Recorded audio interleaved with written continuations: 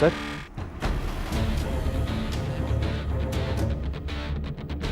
Sir ಏನೋ ಮಾತಾಡಬೇಕು ಅಂತ ಕರೆದ್ರಿ, ಈಗ ಏನೂ ಮಾತಾಡ್ತಿಲ್ಲ.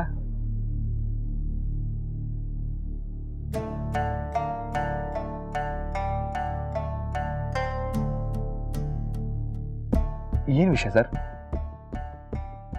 ಇಂಥ ಕೆಲವು ಅನುಭವಗಳು ನಾವು ಬೇಡ ಅಂದ್ರೂ ಆಗ್ಬಿಡುತ್ತೆ. ನಿಮ್ಮಂಥ ಒಂದು ಪುಟ್ಟ ಸುಂದರ ಸಂಸಾರದಲ್ಲಿ ಇಂಥ ವಿಷಯಗಳು ಎದುರಾದರೆ ನೂರಾರು ಆತಂಕಗಳು ತುಂಬಿಕೊಂಡ್ಬಿಡುತ್ತೆ ತಲೆಯಲ್ಲಿ. ಹೌದು ಸರ್, ಕೆಲವು ಸಲ ಒಂದೊಂದು ವಿಷಯಗಳಿಗೆ ಹೇಗೆ ರಿಯಾಕ್ಟ್ ಮಾಡಬೇಕು ಅಂತಾನೆ ಗೊತ್ತಾಗಲ್ಲ. ಇದೆಲ್ಲ ಬೇಕಾ ಅಂತ ಅನ್ಸ್ಬಿಡುತ್ತೆ. ಹೌದು ರಾಘವ್, ನೀನು ಹೇಳ್ತಿರೋ ಸರಿಯಾಗಿ ಇದೆ. ಈಗ ಯೋಚನೆ ಮಾಡಿದ್ರೆ ಅನ್ಸುತ್ತೆ ಆಗ ಲಕ್ಷ್ಮಿ ತಗೊಂಡ ನಿರ್ಧಾರ ಸರಿಯಾಗಿತ್ತು.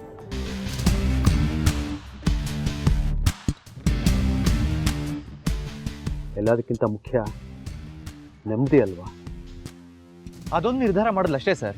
ಆದರೆ ನೆಮ್ಮದಿ ಹಾಳಾಗೋದಕ್ಕೆ ಇನ್ನೂ ತುಂಬ ವಿಷಯಗಳು ಅವಳ ತಲೆಯಲ್ಲಿ ತುಂಬಿದೆ ಸರ್.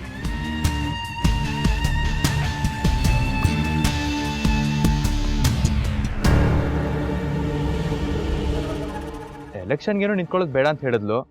ಆ ಪ್ರಾಬ್ಲಮ್ ಹಾಗೆ ಸಾಲ್ವ್ ಆಯಿತು. ಈಗ ಬಿಸ್ನೆಸ್ ಚೆನ್ನಾಗಿ ನಡೀತಿದೆ, ಅದ್ರ ಬಗ್ಗೆ ತುಂಬ ತಲೆ ಕೆಡಿಸ್ಕೊಂಡಿದ್ದಾಳೆ. ಅದರಲ್ಲೂ ಶತ್ರುಗಳು ಹುಡ್ಕೋಬೋದಲ್ವಾ?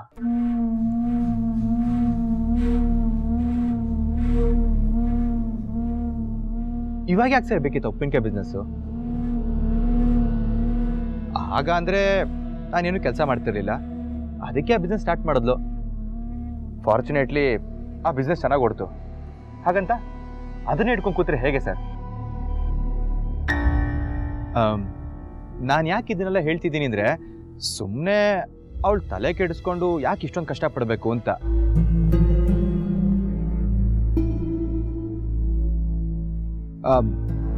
ಈಗ ನಾನೇ ದುಡಿತಿದ್ದೀನಿ, ಎಲ್ಲ ಅವಳಿಂದನೇ ಅಂತ ಏನು ಅನ್ಸ್ಕೊಬೇಕಾಗಿಲ್ವಲ್ಲ.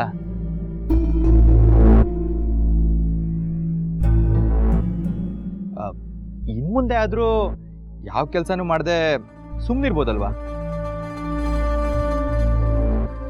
ಇದೆಲ್ಲ ಇದ್ರೆ ಯಾವಾಗ ಯಾರು ಏನು ಕೆಟ್ಟದ್ದು ಮಾಡ್ತಾರೆ ಅನ್ನೋದು ಗೊತ್ತಾಗಲ್ಲ ಸರ್. ಸುಮ್ಮನೆ ನೆಮ್ಮದಿ ಹಾಳಾಗುತ್ತೆ. ಸುಮ್ಮನೆ ಅವರು ಇವ್ರನ್ನ ದೂರದ್ ಬಿಟ್ಟು ನಮ್ಮ ಪಾಡಿ ನಾವಿದ್ರೆ ಎಷ್ಟು ಚೆನ್ನಾಗಿರುತ್ತಲ್ವ ಸರ್?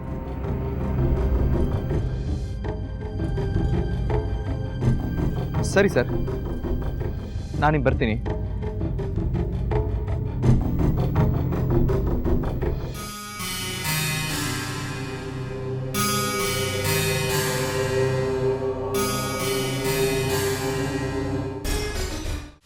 ಗಂಗಾಧರ್ ಕೂತ್ಕೊಳ್ಳಿ.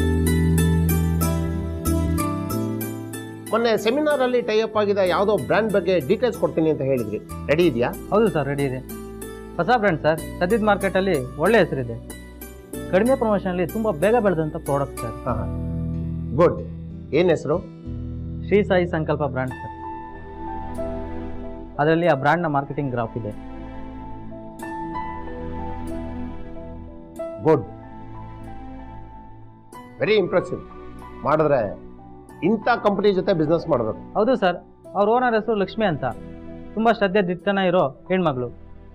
ಆದರೆ ಮೊನ್ನೆ ಯಾವುದೋ ಶೂಟೌಟ್ನಲ್ಲಿ ಪೆಟ್ಟಾಗಿ ಹಾಸ್ಪಿಟ್ಲಲ್ಲಿ ಇದ್ದಾರಂತೆ.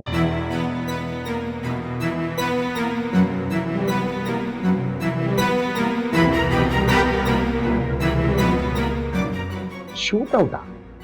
ಏನದು? ಏನೋ ಗೊತ್ತಿಲ್ಲ ಸರ್, ಯಾರೋ ಜಲಸಿ ಶೂಟ್ ಮಾಡಿರ್ಬೋದು, ಈಗ ಮನೇಲಿ ಇರ್ಬೋದು. ತುಂಬ ಡೆಡಿಕೇಟೆಡ್ ಸರ್. ಅದೇ ಕೆಲಸದ ವಿಷಯ ಬಂದಾಗ ತುಂಬ ಹಾರ್ಡ್ ವರ್ಕರ್ ಕೂಡ. ಸರಿ, ಅಂತ ಒಂದು ಬ್ರ್ಯಾಂಡ್ ಜೊತೆ ನಾವು ಟೈ ಅಪ್ ಮಾಡ್ಕೊಳ್ಳೋದು ತುಂಬ ಒಳ್ಳೆಯದು. ಒಳ್ಳೆ ಬ್ರ್ಯಾಂಡ್ ಹಿಡಿದಿದ್ದೀರಾ ಬಿಡಿ.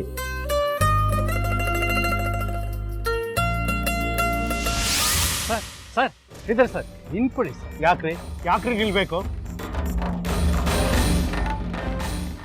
ಎಂಥವ್ರ ಹತ್ರ ಕರ್ಕೊಂಡು ಬಂದಿದ್ದೀರಾ? ಮನುಷ್ಯನಿಗೆ ಹೇಗೆ ನಡ್ಕೊಳ್ಬೇಕು ಅನ್ನೋದು ಗೊತ್ತಿಲ್ಲ. ಇಂಥವನಿಗೆ ಇಲ್ಲದೆ ಇರೋ ಬಿಲ್ಡಪ್ ಎಲ್ಲ ಕೊಟ್ಬಿಟ್ರಿ. ಮೊದಲು ಬಂದವ್ರ ಹತ್ರ ಹೇಗೆ ನಡ್ಕೊಳ್ಬೇಕು ಅನ್ನೋದು ಕಲೀಲಿ. ಆಮೇಲೆ ಬಿಲ್ಡಿಂಗ್ ಕಟ್ಟಲಿ. ಸರ್ ಹಾಗಲ್ಲ ಸರ್, ಅವರು ಹಾಗಿರಲಿಲ್ಲ. ಆದರೆ ಇವತ್ತೇ ಯಾಕೋ ಅಂದರೆ ಒಂದೊಂದು ದಿನ ಒಂದೊಂದು ಥರ ಆಡ್ತಾರೆ ಅನ್ನಿ.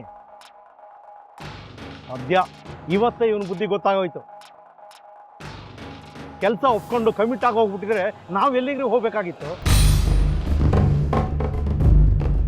ಸರ್ ಹಾಗೇನೂ ಆಗ್ತಿರ್ಲಿಲ್ಲ.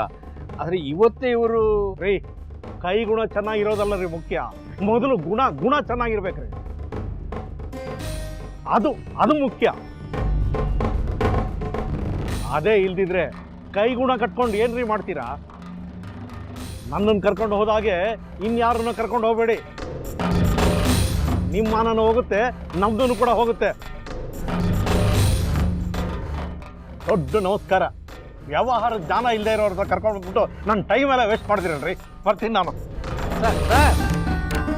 ಸರ್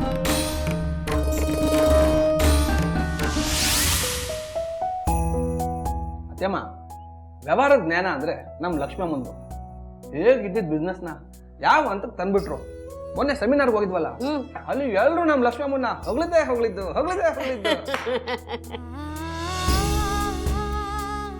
ಅದೇ ಅತ್ತಮ್ಮ, ನಮ್ಮ ಪ್ರಾಡಕ್ಟ್ಸ್ನೆಲ್ಲ ಒಂದು ಫಾರಿನ್ ಕಂಪ್ನಿ ಡಿಸ್ಟ್ರಿಬ್ಯೂಟ್ ಮಾಡ್ತೀನಿ ಅಂತ ಒಪ್ಕೊಂಡಿತ್ತಲ್ಲ, ಆ ಕಂಪ್ನಿ ಪ್ರೊಪ್ರೈಟ್ರು ನಮ್ಮ ಲಕ್ಷ್ಮಮ್ಮನ್ನ ಭಾಳ ಹೊಗಳ್ತಾ ಇದ್ರಂತೆ. ಅದಂತ ನನಗೆ ಗೊತ್ತಿರೋರೊಬ್ರು ಫೋನ್ ಮಾಡಿ ಹೇಳಿದ್ರು.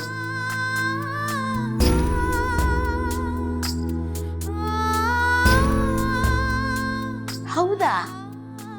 ಆದರೂ ಇದೆಲ್ಲ ಕನಸ ಅನ್ನೋ ಹಾಗೆ ನಡೆದು ಹೋಯ್ತು. ಮೊನ್ನೆ 500 ಪ್ಯಾಕೆಟ್ ಕ್ಯಾನ್ಸಲ್ ಆಯಿತು ಅಂತ ನಾವೆಲ್ಲ ಕಂಗೆಟ್ಟು ಕೂತಿರೋದು ಈಗಲೂ ನನ್ನ ಕಣ್ಣ ಕಟ್ಟದಾಗಿದೆ.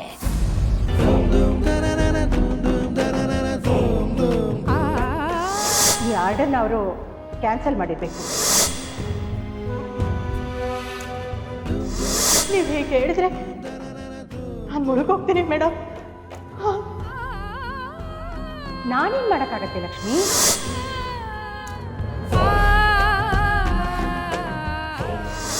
ಮನೆಗೆ ಬಂದ ತಕ್ಷಣ ಎಷ್ಟೊಂದು ಆಸೆಗಳು ತುಂಬಿಕೊಂಡಿರೋ ಕಣ್ಗಳನ್ನ ನನ್ನ ಕೈಯಿಂದ ಎದುರಿಸಕ್ಕಾಗಲಿಲ್ಲ.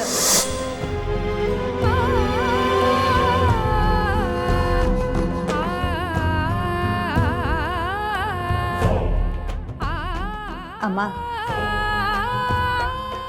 ನಾವು ಆ ಕಷ್ಟದ ದಿನಗಳನ್ನ ಯಾವತ್ತಿಗೂ ಮರಿಬಾರ್ದು.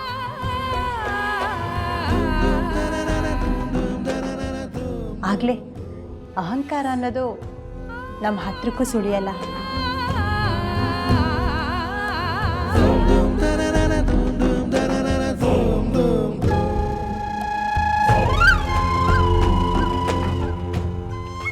ಆದರೂ ಅದೆಷ್ಟೋ ಕಷ್ಟ ಸುಖದ ದಿನಗಳನ್ನು, ಜೀವನದ ಏರಿಳಿತಗಳನ್ನು ಈ ಚಿಕ್ಕ ವಯಸ್ಸಿನಲ್ಲೇ ಎದುರಿಸಿಬಿಟ್ಟಿದೀಯ.